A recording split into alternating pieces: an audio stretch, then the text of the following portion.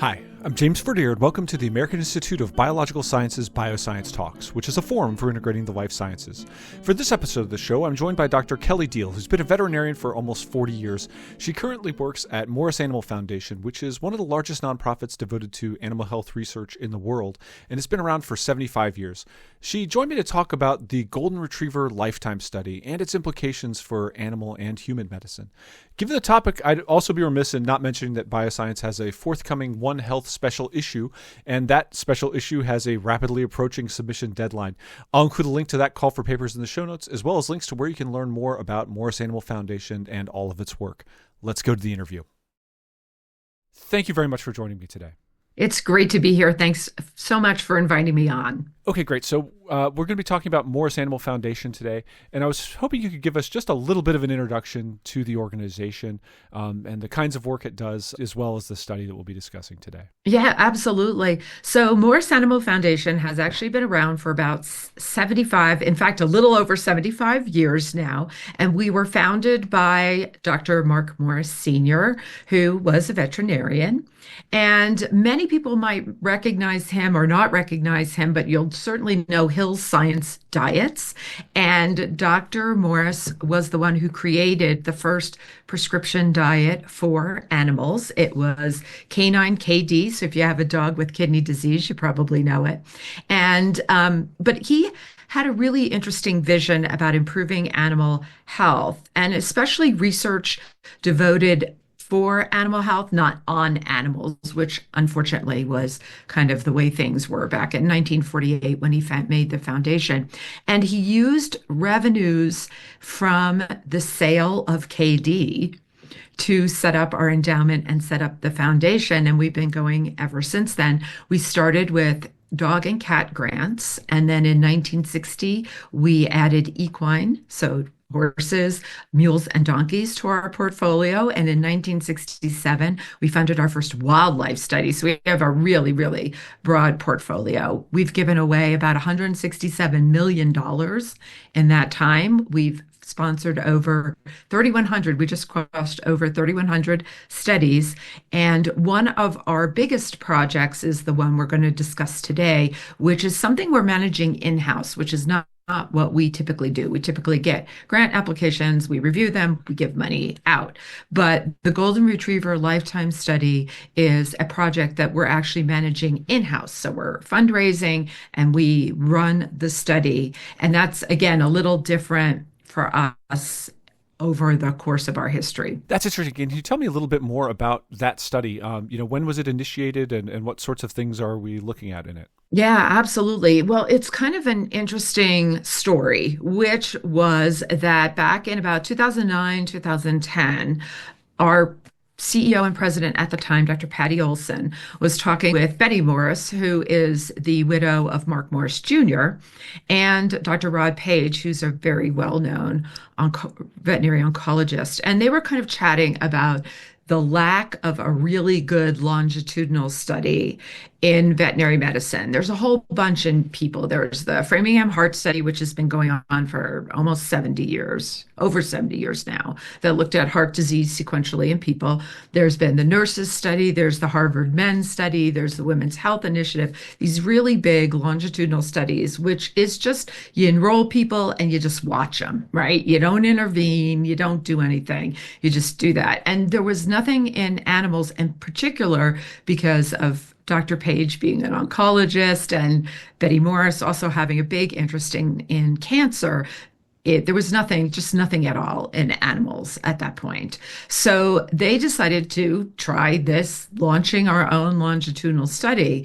And they decided, hey, Morris will run it, right? We'll get some experts in, but we'll basically run this study. And so after a couple of years, it took a lot of work to get all the stuff you got to do to get a study of that magnitude up and running. We enrolled our first dogs in 2012. We have 3,044 dogs. We enrolled our last dog in 2015. And the dogs had to be between 6 months and 24 months of age. They had to be in as good health as you could establish at the time. Like they couldn't have any congenital abnormalities that might impact their longevity. I mean, they could have bad hips or something like that, right? Because that's maybe not going to impact longevity. But we enrolled them and then we just watched them. Basically, every year people fill out this tremendously long questionnaire, which we continually get complaints about, but they dutifully do it. And they go into their veterinarian, and biologic samples are collected at that time. The veterinarian also fills out a questionnaire. If a dog develops cancer, it triggers some extra events. They go into their vet fills out additional questionnaires, we collect additional biologic samples, and then, of course, when a dog passes away, we collect more samples and more information. And we are entering our 13th year now. So it's been going for a long time. And tons of data collected, and we'll talk about that in a moment. But I'm going to ask a really silly question first, which is why golden retrievers? Actually, it's not a silly question. Sadly, for what do we know about Goldens? There have been reports for a couple decades now that they have higher incidence of cancer than other dog breeds. And there have been reports that looked at and said about 60% of Goldens die of cancer or cancer-related problems. So big percentage, bigger than what we typically think of for other that have been reported in dogs as a general population. They're also very popular, which we know. They're great dogs, right? They're wonderful dogs. People love them. They're very outgoing. They have a good temperament, right? To be taken to the vet and have to get blood drawn. And they're very cooperative. People love them. We also had support from the Golden Retriever Foundation, which is sort of the charitable arm of the Golden Retriever Club of America, which I believe still is the largest breed club in the United States. So we had their help. They were really instrumental in helping us recruit for it. And there's just a lot of Goldens out there. We knew we needed a minimum of 3,000 in the study to do what's called adequately power it, right? Give it enough participants that conclusions that came from the study we could feel good about, right? We see this risk factor for cancer, and at its heart, it's a cancer risk study, is how it was conceived originally, and also a hypothesis generating project, right? Longitudinal studies don't always answer questions, but they point you in a direction like, hey, this seems to be important. You should look into this further. I'm curious, how difficult or different is it to run a study such as this one versus, a longitudinal study on humans? I'm imagining there being some additional challenges, perhaps veterinarians who are not familiar with these types of protocols, owners, of course. It's a little bit of there are a few extra wrinkles one might imagine. What goes into studying animals over a long period of time versus people? Right. Well, I think one of the challenges was we didn't have a good model at the time. Since the study was conceived, there are several other big longitudinal studies now running in veterinary medicine. So I think not having a good veterinary model. Now, I will say one wrinkle we don't have is HIPAA. So we don't have to worry about some of the privacy issues other than the owners, right? So we have anonymized data if we give it to researchers. We have to be a little careful about the owners, but we don't have some of those restrictions, which are nice. Yes, you're correct. Veterinarians were not familiar, but I will say, compared to people, we have the best compliance and retention rates. We surpass almost every human-based study. So I would say the people who got into it were very dedicated and we have compliance rates, I want to say in the upper 60s, low 70%, which is really good. That outstrips most human studies, which are quite a bit less. So I think those were some of the challenges. Some of it was as simple as finding a biobank that would do animal samples. There are biobanks out there and they have rodent samples, right, from studies, but they tend to be more human focused. So that was a little bit trickier. Finding veterinarians, there's a scarcity of veterinarians. So finding veterinarians also that were willing to do it, because people couldn't just show up with their box and go, do this, right? The veterinarians had to agree to do it and commit to to participating in the study. So sometimes that was a tricky part for us because a lot of veterinarians are like, oh, I don't know about that. This is going to sound a little grotesque, but I'll say it anyway. Postmortems on animals are not as common, right, as humans. And so even finding facilities that were willing to do it, veterinarians typically don't conduct, they're not pathologists, right? Like they're not used to doing postmortems many times in this big giant way that we all learned in vet school and then never did again, right? Once we got out because we're not pathologists. So sometimes finding people who were comfortable with it and able to do it, that was a logistics, it's still a logistics problem because of course our dogs are passing away. We have our first few teenagers, but this is a lot of the dogs. The youngest dog is 10. That's getting up there for a golden retriever. And so finding that's a logistic problem we're dealing with right now. That's really fascinating. And I'm wondering now that, we've been collecting data for, I suppose now, 12 years or so. There's got to be a lot of it. Where is the data going and what sorts of research is it fueling and what sorts of things are we learning? Right. So right now, I mentioned the sample collection. So we have samples that are collected, and one of the perks of being in the study is we have a reference lab that works with us.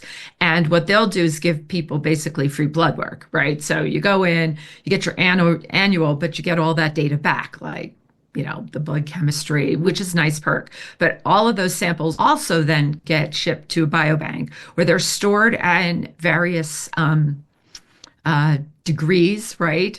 We have hair and nails, for example. You don't have to keep that at very way sub-zero temperatures, right? Because it's pretty sturdy. But a serum chemistry, a blood sample, our DNA samples, right? Those have to be kept very, very cold. So those are put into special freezers, which the way it works is you own the freezer. So you can have one sample in it and then you'll fill it up. But you basically buy the freezer because they never want to mix. We never want to mix different studies, right? Coming in. So they are all kept at a biobank where they're closely monitored. So, which brings an interesting wrinkle into when we want to give people samples. The data is housed, we have a dedicated information systems team that collects the data, right, and looks at it. We have a group that then do what's called clean the data, which some of your listeners may understand. I'll give you an example of cleaning data. So so people understand, when my husband's like, what do you mean clean the data? Well, cleaning data is, for example, we ask about diet. And we'll ask a question, does your dog get dairy? And then we'll have cheese and milk, or you know what I mean, a list of dairy products. And then we have a free text, which almost all surveys, a lot of them will have. It's good and bad, right? Free text is great because you get more detail. Free text can be a nightmare because people write all different kinds of things. So you may have a thing that says cheese, and then someone down below will put string cheese and in the free text. So you have to go in there and kind of go, okay, where do I put this? Up into cheese, or sometimes it gets, that's a very obvious example, but sometimes we'll get stuff that's put into there. So you clean the data so that someone can use it, right? They come to us and they're like, I want to know how many dogs eat dairy. You've got a good solid number that you can give them. So you're cleaning that data in anticipation of somebody using it later. For a long time, I will say we estimate we'll have 5 to 6 million data points. That's samples plus data and specific answers to questions when we're done. So that's a lot to wrangle.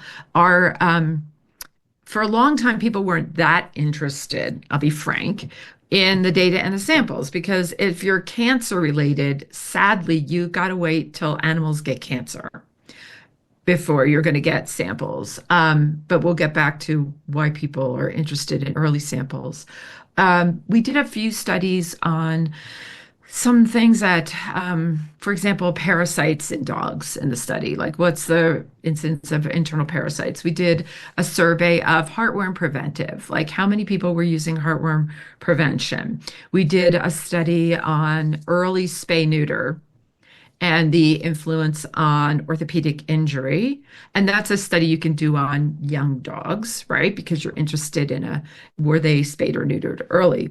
As dogs have passed away and we have more cancer diagnoses, well, now people are really interested in samples and data because we have enough, at least of the cancer. And we're actually also, we like to say we're kind of morphing into an aging study because cancer typically is a disease of aging. But now we have dogs with arthritis and maybe cognitive declines. And we're talking more about that to people, which kind of answers your question a little bit, but I got really long-winded there. So sorry.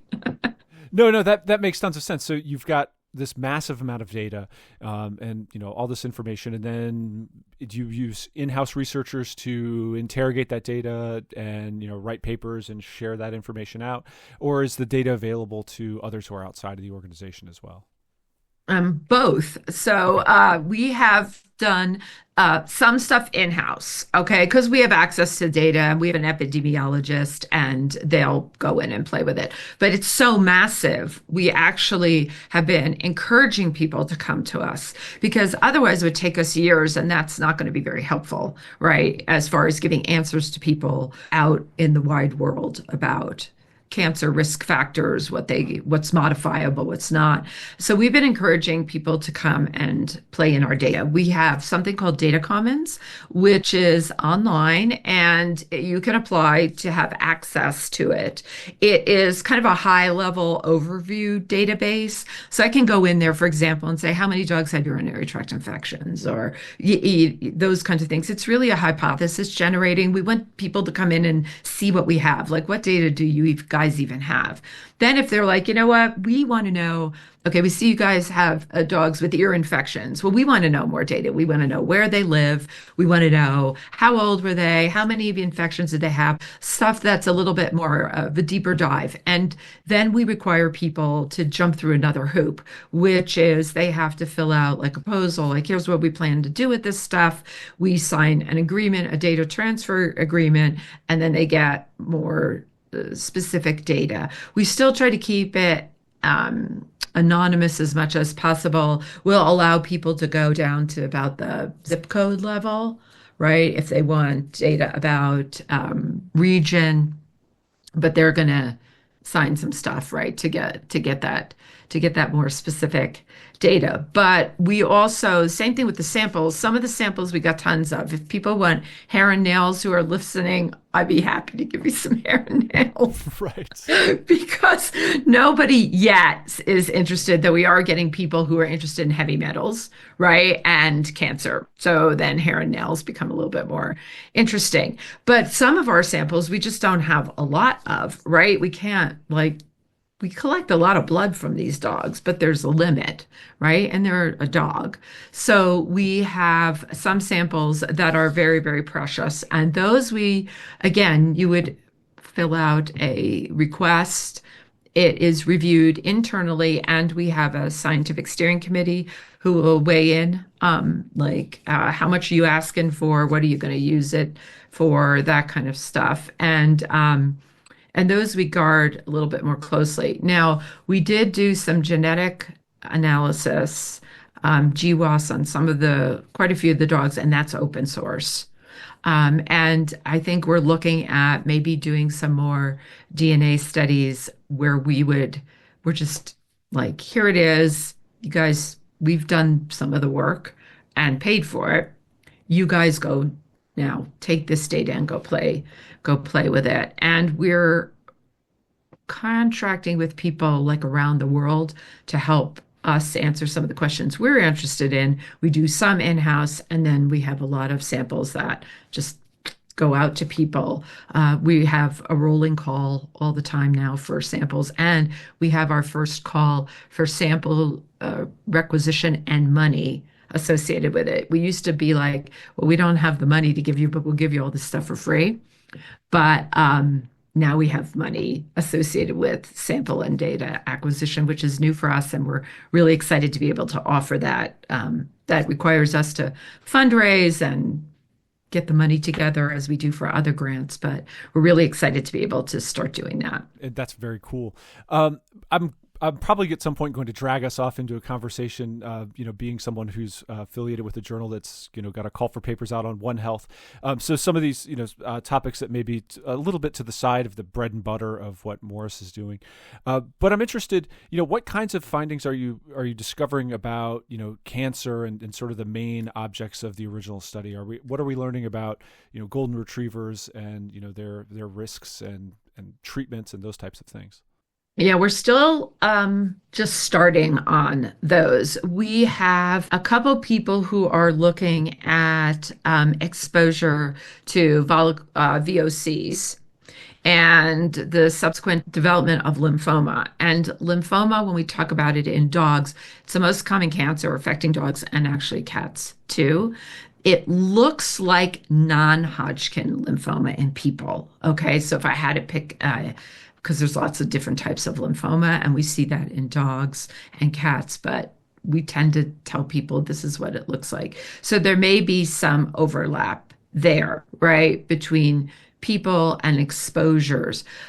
A first glance at lymphoma and exposures using GPS data, like we just gave some data like here's a bunch of dogs with lymphoma, here's the different types of there's subtypes of lymphoma, and here's where they live. And somebody just looked at like, are they near a Superfund site? You know what I mean? Are they near coal-fired plant? That kind of thing. Yeah. And they have exposure to chemicals that we know of, or they self-reported. At first blush, in that first look, it did not look like there was an association between exposure and lymphoma, but there were trends. And so what the same group, they're out of the University of Wisconsin, they're looking a little bit more broadly at those. Now that we have more lymphoma cases, we have a lot more than when they did the original, and we have a lot more of the different subtypes, and they're looking again at, again, chemical exposure. There have been some studies that have suggested that there is a link in certain dogs between herbicide, pesticide exposure and bladder cancer in dogs, which is also kind of seen in people. One of our researchers who's doing this study is looking at, again, urine samples, which we got a lot of urine samples, and looking at this, a potential link. So we gave her lymphoma cases and age-matched controls, and she's looking at those. But she's also interested in maybe looking at people in the household, depending on what she finds, and get urine samples from them. Then you get into HIPAA and all that other stuff. But those are early days. The other thing we're trying to look at, and this is not, we haven't seen panned out quite yet, but we probably need more dogs, is the timing of spay neuter. So dose of hormone, testosterone or estrogen, and the development of cancer, which is less of a topic for people. Like that's not really applicable to most people, other than if you look at postmenopausal women. Right. Is there something there? But we're just starting to look at that because that is a very, very hot topic in the veterinary community and in the dog breeding community and in dog owners in general. Like, what is the optimal time for spay neuter? And we know that it has effects on future orthopedic injury, obesity, but the jury's out on cancer. It's all over the place. And it would be great to answer that question because it's a big one out there. So as far as we have an awful lot in progress right now, but nothing that I can point to. The environmental exposure one, I think, is going to be the one that will have a lot of direct applicability to people because the dogs are sharing our environment. Their lifetimes are compressed, but they're not compressed to the point of a rodent, right? That's 2 years. They age, they have changes that are similar to people. Right. The other area that was not part or thought very greatly about when we started, but now is becoming interesting, is cognitive changes. And that also speaks to exposures, right? What is your environment and how does that maybe influence cognitive declines? 25 years ago, people were starting to talk about cognitive decline syndrome in dogs. And some people are like, I don't know if this really happens. And some people are like, yeah, I think it does. But we didn't really talk about like Alzheimer's and dementia in kind of the same sentence, but we do now. And there's a study that we're doing with the dogs that's looking at we're getting brain tissue samples and looking at we talked about this big questionnaire where we added a section, kind of people can opt in to talk about cognitive declines in their dogs and looking at brain tissue, like are dogs good models for Alzheimer's Right. or other forms of dementia. So that'll be interesting. A side note is we're doing something similar in cats, and cats look like they get forms of vascular dementia that look like people. So that's like a little side Right. trip that Morris is doing. But there's a huge, and I mean enormous interest now, colossal change that I've seen in my time at Morris in cognitive declines in animals suddenly, and human models for disease.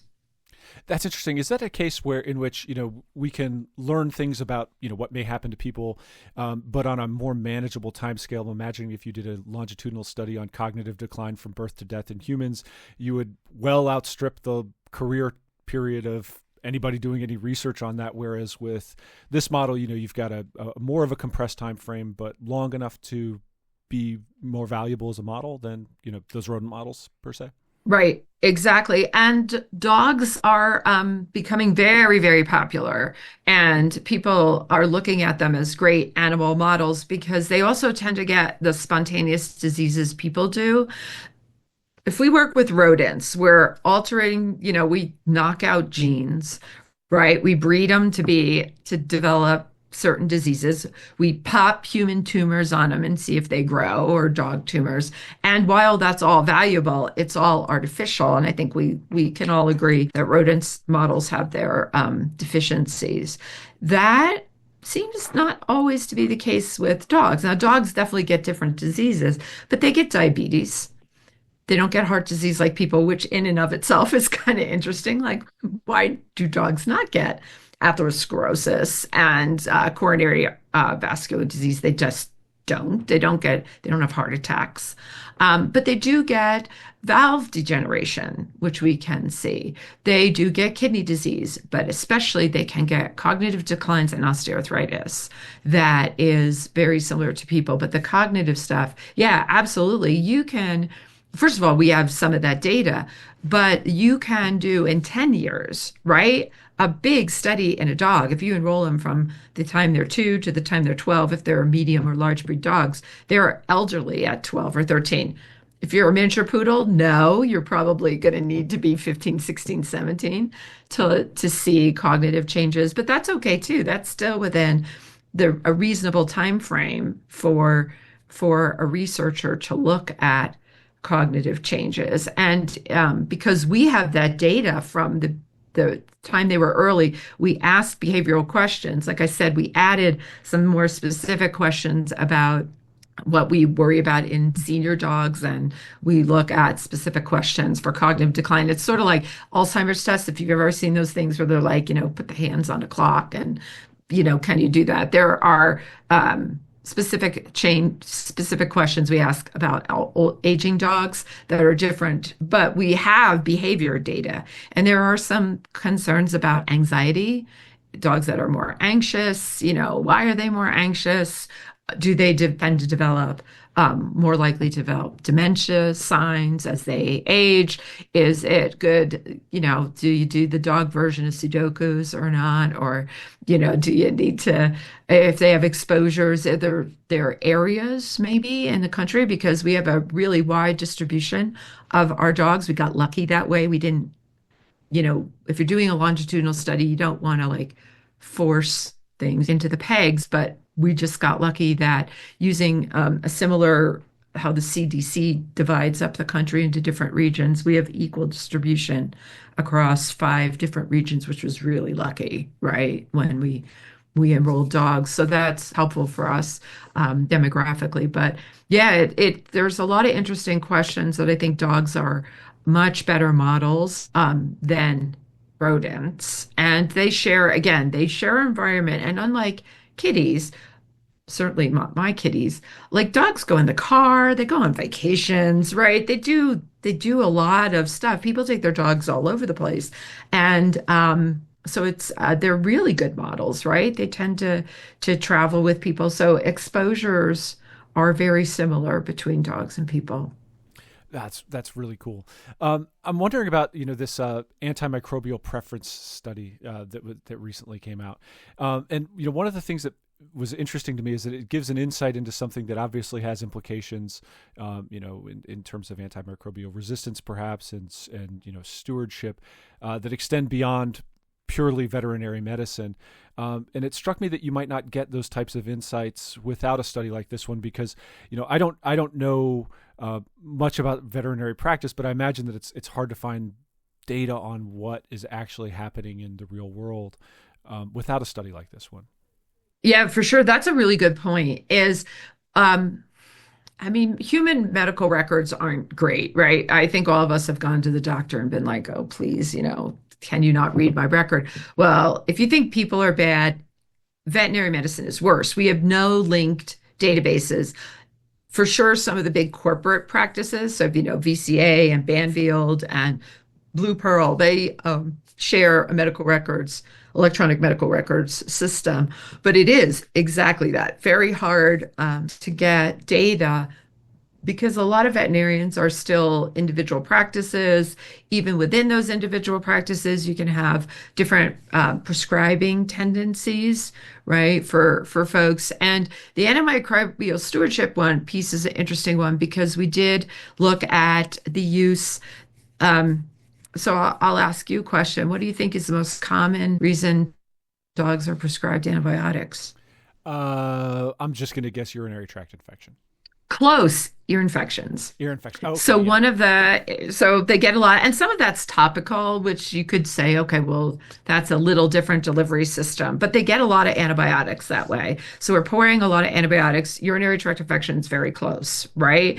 And those antibiotics are the same ones we use in people. So we could contribute, right, to growing antimicrobial resistance. And there's a lot of talk in veterinary medicine, as there is in people, about when we should be using, do we have alternatives? Do we go to the big gun right away, which is often a tendency we all have, right? Especially if we see something recurrent ear infections, big problem, where people start throwing antibiotics at dogs and you're developing resistance. And we know we share microbes. The more we learn about microbiome, like you share whether you want to or not. We're sharing with our dogs. The dogs are sharing with us. So we're sharing, and those bugs are not different, right? In many Yeah. ways, they're the same bugs. So, that can be a big problem.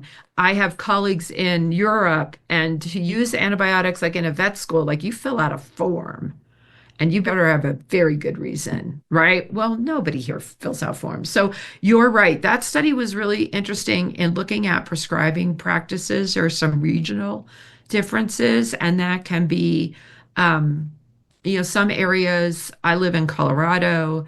We have very low parasites, heartworm, internal parasites.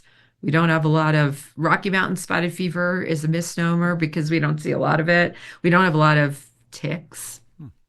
We have no Lyme disease. So we don't have a lot of infectious disease that we would see elsewhere. If you're in the Northeast, Southeast, right? Like that's just heaven for lots of infections, right? You've got heartworm you're dealing with, you've got different environmental conditions, you've got all your tick diseases, right, that are going to be there. You got a lot of internal parasites because it's just a good atmosphere for that. So they're dealing with very different things, and they're dealing with animals who may have seen antibiotics multiple times. Fleas, you got fleas back there. We have like no fleas in Colorado. I'm So moving to all the Colorado. disease, yeah, all the diseases that fleas carry. And if you know anything about like flea allergy, right? You get hot spots and scratching, and those are infections then, right? The skin bacteria infect there. So you're dealing with that all the time, And how do you address some of those issues? So it's really interesting to look at prescribing because maybe somebody's like, well, I got to treat this urinary tract infection, but this dog's seen this antibiotic a bunch of times because it had skin infections. So whereas in Colorado, maybe we would use a cephalosporin first generation for a urinary tract infection. Well, that's a really common skin antibiotic. So maybe that dog's seen that a bunch of times down in Florida because they've got flea allergy dermatitis, right? And they've had infections. So it's pretty interesting to look at, but alarming as well because there's talk about stewardship, but it's hard coming up with new treatments. But this, circling back to your original point, yes, this study can get data that is very hard to get otherwise. I don't know if you saw one of our really shocking ones was how many people did not use heartworm preventive in our study, Hmm. which we were surprised at because these are well cared for dogs. I will tell you they have like no internal parasites because we've checked that. Like they just Wow. don't because they get dewormed and they go to the vet pretty regularly. And they have good Sure. rates of vaccination in general, but surprisingly poor rates of use of heartworm preventive, which with climate change, we're seeing heartworm spread. So I'm telling you, it's not a big problem in Colorado, but it used to be a non-existent problem in Colorado. And I will tell you, my dog is on heartworm preventive Hmm. all year round. The dog I have now, and the dog I had 20 years ago is not on any because we just didn't hardly see it, right? So things are changing, and the demographics of some of these diseases are changing. And so that was a weird finding, but it's an opportunity, right? And it's a real-time value. Like we know, we feel good about that value because we've got veterinarian reported data and owner reported data on it, right? That if you just did a survey of people, that's right. That's a well-known, like if they think they should be doing it, they'll say, yeah, I'm doing it. But we know they're not because we got the veterinarian also going, no, they're not, Right. they're not on preventive or whatever. So, but yeah, pretty interesting findings. I mean, and that's an incredible source of data in a way that you could, learn about what's actually happening and changing in a way that you wouldn't have any access to in any other way. I'm curious, what's next for the study? I realize, of course, that the dogs are reaching, a geriatric age, probably by and large. What are the plans for the study over the longer term? Will there be another cohort of dogs, or are we looking for the data that are collected over these dogs' lifetime to kind of inform a lot of future research and things like that?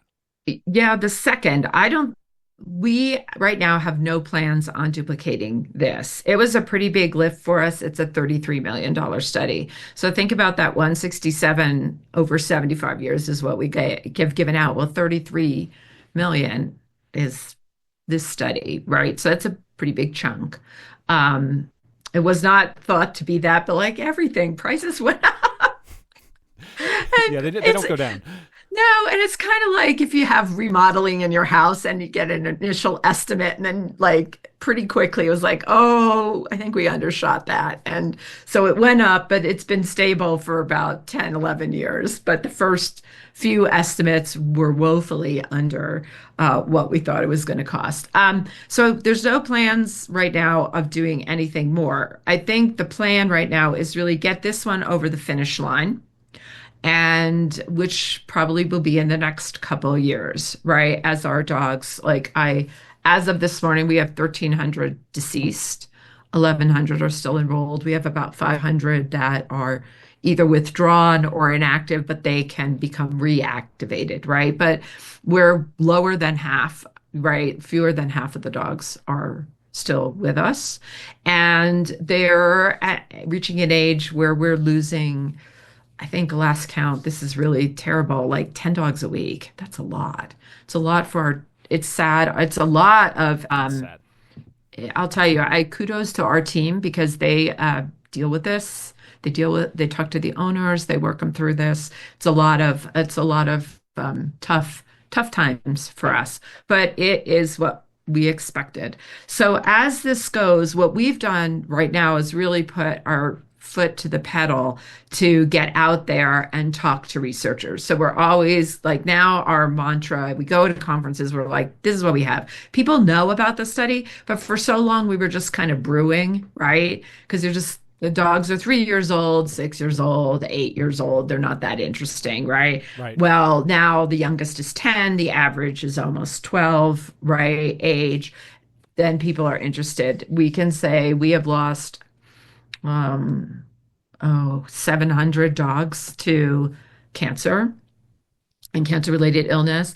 And people are very interested in, now they're interested in those samples of when they were 2, 3, 4, 5 years of age, because they want to know when can we first maybe develop a test for early detection of cancer. Right. And they're now looking more actively at risk factors because some people are like, yeah, you got data now. We got a grant from the V Foundation for Cancer Research, which people probably know as a human, huge organization. They gave us a grant to do the genetics, and we're eternally grateful for that because they gave us a big shot in the arm to get the genetics done with the caveat, and we were happy to do it, that data is open, right? So people can come to us, then they don't have to spend the money to, sequence the dogs. They can come to us and get sequencing data. And we're actually doing more and more all the time. We know costs have come down tremendously, right? Like, I hate to say what it was like when I did sequencing and I'm getting like 100 base pairs and like, woohoo, on X-ray film. Yeah, that is 30 years ago compared to like, oh, wow, we have a sequencing machine, but it was still like million dollars, right? Well, now you can sequence a dog for 1,000, right? I mean, it's come down quite a bit and get good coverage on it. So we're seeing more of that, and we're making that available. So we're trying to fund that ourselves and get that out there. Those samples are going to sit there a long, long time. They're pricey. That's probably costing us about $500,000 a year to 700,000 just to maintain the biorepository because, right, these are -80 freezers.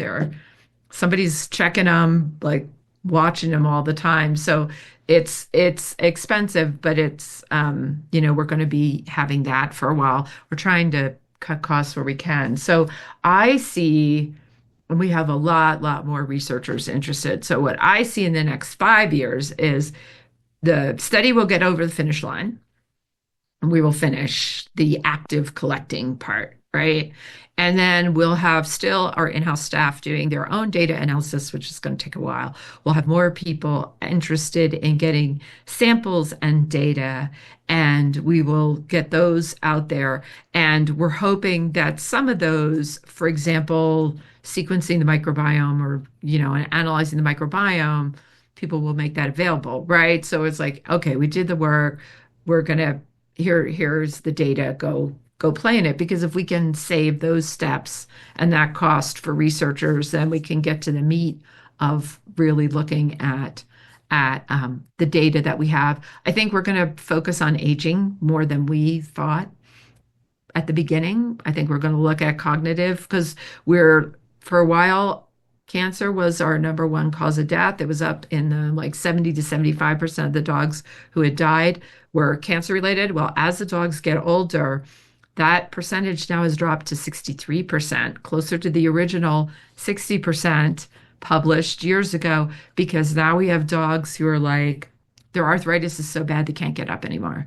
I can't control their pain anymore, right? So I'm euthanizing them. The dog is so demented, right? Like picking up a golden retriever that's incontinent and trying to get him outside and can be really a lot of difficulty. And so we see some people who feel like, oh, their quality of life is just so stinky, right? I'm euthanizing them. So we're seeing diseases of old age creeping in. And I think that's going to be super valuable because that's of increasing interest to the general population, right? In the United States, a lot of people die of cancer, but a lot more people die of old age or they suffer, right, from old age related problems. And so all of a sudden we're pushing that a little bit harder when we talk to people about what we have. Most of our researchers are still cancer focused and cancer interested, but we do have a few people now. We're working with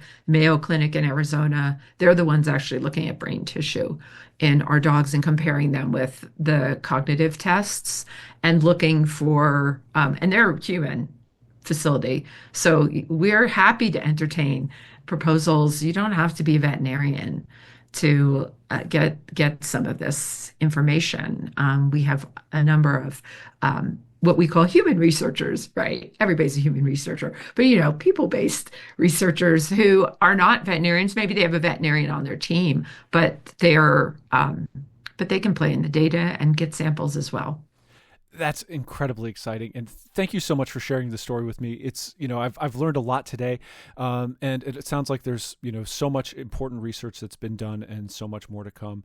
I will include some links in the show notes for our listeners who would like to learn more. But appreciate your time. Thank you so much. Oh, thanks so much for having me on. I love talking about the study, especially as we get into our 13th year. Like, wow, I can't believe it. I started 13 years ago and we were scraping, to get people to sign up. And now look where we are. Thank you. It's such a great story. Appreciate it. It was great being on. Thank you. And that concludes this episode of BioScience Talks. Just a reminder, the journal BioScience is published by Oxford University Press on behalf of the American Institute of Biological Sciences and is made possible by the support of our members and donors. Thank you, and talk to you next time.